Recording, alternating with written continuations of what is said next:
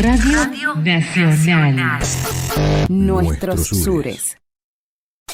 ¿Se acuerdan cuando salió esta prohibición en Buenos Aires para usar el lenguaje inclusivo? Y acá en la Patagonia estábamos en el camino inverso. En la Universidad Nacional de la Patagonia Austral aprobaron al mismo tiempo el uso del lenguaje inclusivo. Bueno, esto fue un puntapié para el conversatorio que les adelanté hoy, que es repensar el lenguaje en la universidad, ¿no? Este conversatorio organizado por integrantes del programa de Géneros y Diversidades de la Unidad Académica UMPA de San Julián, a cargo de la licenciada Eva Ramallo y la doctora Valeria Sardi. Este conversatorio, como les comentaba, es hoy a las 5 de la tarde, de manera virtual, se va a brindar, y tenemos acá el agrado de tener a Valeria Sardi, que es militante por la ESI, profesora y doctora en letras por la Universidad Nacional de La Plata, universidad que queremos mucho con André, y docente e investigadora en la misma unidad académica. Así que bueno, Valeria, bienvenida. Hola, ¿qué tal, Inca? ¿Cómo estás? Muchas gracias. Bueno, muchas gracias a vos por hacerte un tiempito y bueno, contarnos un poco de qué va a ir el conversatorio de hoy.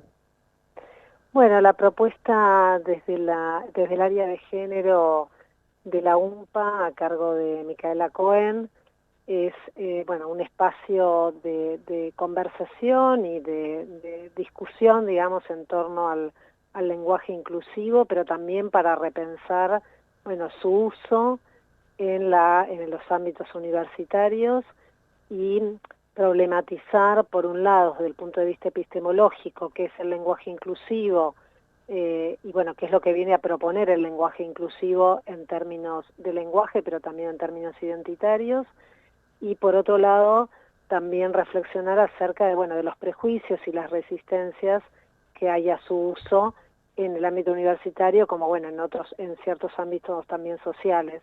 Así que ahí un poco la idea es, problematizar y plantear también presupuestos teóricos en torno al lenguaje inclusivo. Bueno, dijiste algo clave, ¿no, Valeria? Esto de las resistencias, ¿no? No sé si hay muchas cosas, ¿no?, que generan resistencias, indignación, digamos, pero el tema del lenguaje provoca de todo, ¿no? ¿Por qué te parece que es así?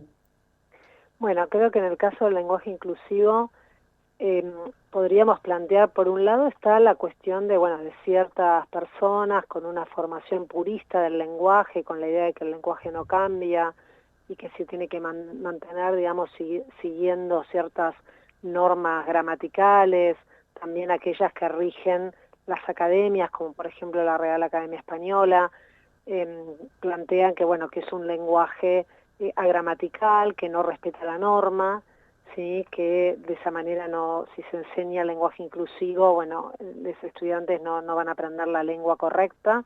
O sea, por un lado está ese planteo, pero yo creo que fundamentalmente las resistencias y los prejuicios que hay respecto al uso del lenguaje inclusivo están más vinculados con que el lenguaje inclusivo viene a visibilizar a las identidades no binarias en el discurso.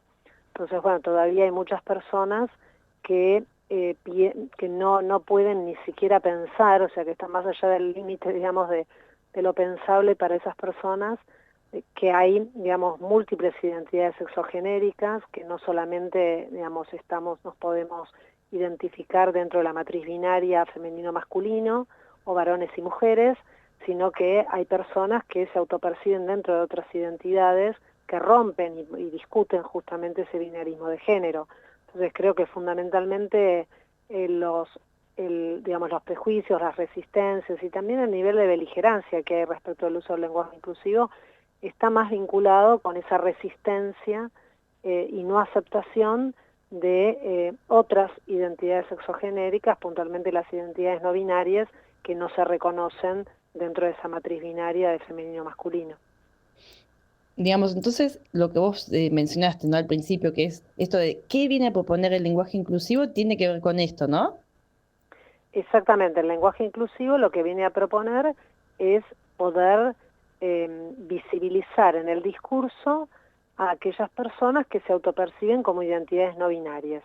Por otro lado, también si hacemos un poco de historia, el lenguaje inclusivo también está, digamos, en una filiación, podríamos decir, con las luchas de los feminismos desde la década del 80 en España y luego posteriormente acá en Argentina y en otros países también latinoamericanos, de buscar, bueno, cómo que las mujeres pudiéramos visibilizarnos en el lenguaje, es decir, dejar de usar el masculino genérico que daba cuenta de todos, y en ese todos también incluía a las mujeres, y posteriormente, bueno, con los colectivos fundamentalmente transfeministas y también los colectivos, digamos, LGBTIQA+, empieza a disputarse que, bueno, que también otras identidades, no solamente las mujeres, puedan también, digamos, visibilizarse en el lenguaje.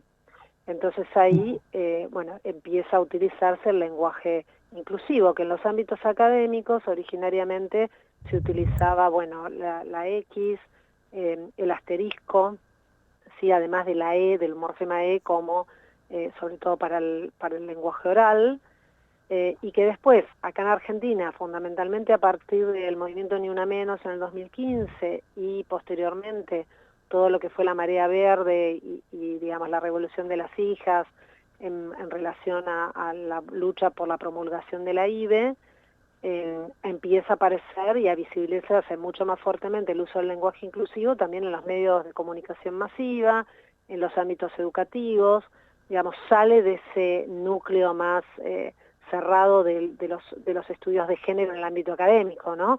Y ya, digamos, traspone los muros de la universidad para ya utilizarse en distintas esferas sociales y por distintas personas, también desde el punto de vista generacional. Ahí es muy importante cómo traccionó, sobre todo las juventudes, cómo traccionaron también para su uso más masivo.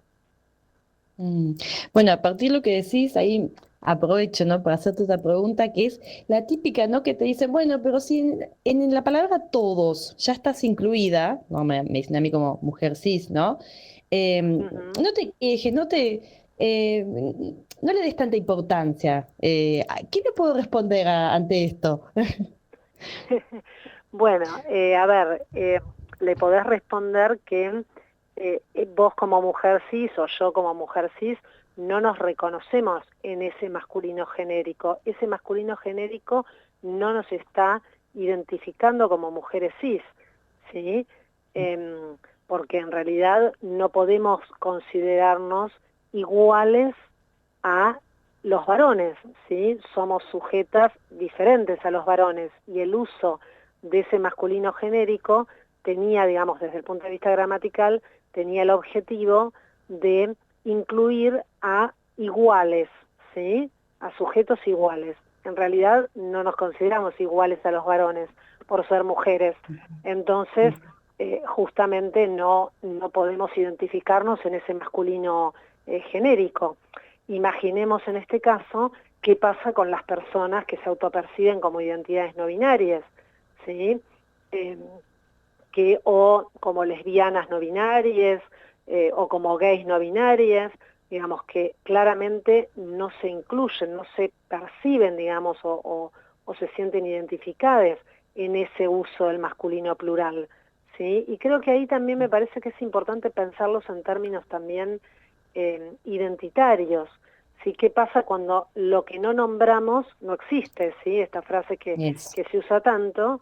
Bueno, justamente si el lenguaje no nos nombra, podríamos decir, de algún modo nos invisibiliza, y como plantea la teórica queer norteamericana Judith Butler, si no estamos visibilizados en el lenguaje, no existimos como humanos, ¿sí? No estamos reconocidos como humanos. Entonces me parece que esto es fundamental plantearlo, no es una cuestión ni de moda, ni tampoco se trata de imponer el uso del lenguaje inclusivo, sino también como hablantes, cuando decidimos usar el lenguaje inclusivo, lo que estamos construyendo también es un ethos discursivo, es decir, una imagen discursiva, donde en nuestro discurso queremos incluir a todas las identidades sexogenéricas, ¿sí? Entonces, esto también es importante decirlo porque a veces hay gente que cree que hay una prescripción con el uso del lenguaje inclusivo.